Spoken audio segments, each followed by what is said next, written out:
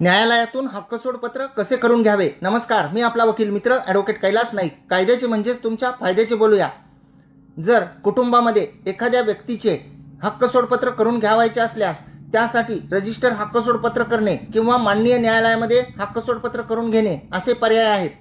जर माननीय न्यायालयातून हक्कसोडपत्र करून घ्यावायचे असल्यास कुटुंबातील अन्य सदस्यांनी त्याबाबत दावा दाखल करावा लागतो.